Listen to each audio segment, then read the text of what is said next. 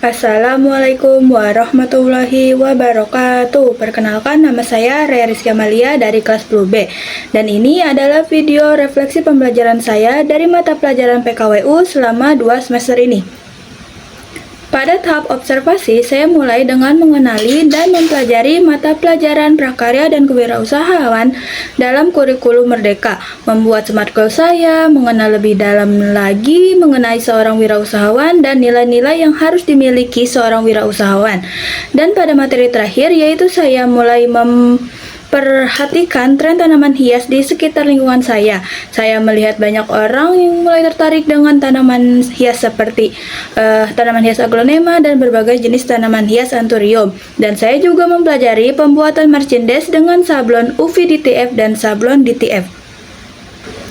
Nah, setelah melakukan observasi, saya membuat perencanaan. Saya mulai memperhatikan dan mempelajari berbagai jenis tanaman hias, mulai dari ciri-ciri, jenis, fungsi, karakteristik, harga jual, cara perawatan, cara membudidayakan tanaman hias, serta perlengkapan yang dibutuhkannya, dan bagaimana usaha tersebut berjalan, pengetahuan dan keterampilan yang dibutuhkan sebelum memulai bisnis tanaman hias, apa saja kelebihan dan kekurangannya, serta peluang apa yang bisa dikembangkan, serta saya juga mempelajari cara penggunaan mengsablon serta kekurangan dan kelebihan dari setiap cara kerja sablon tersebut.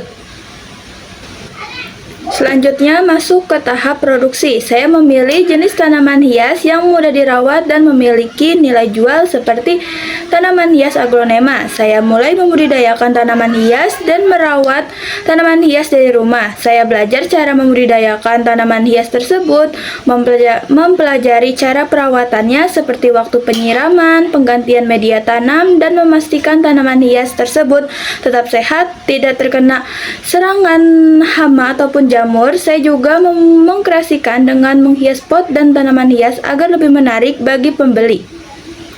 Setelah menjalankan dan mempelajari usaha tanaman hias selama beberapa bulan, saya melakukan evaluasi. Saya mencatat tanaman hias mana yang paling diminati, bagaimana respon pembeli, dan hal yang perlu ditingkatkan seperti cara promosi yang lebih menarik atau pengemasan yang lebih aman saat pengiriman.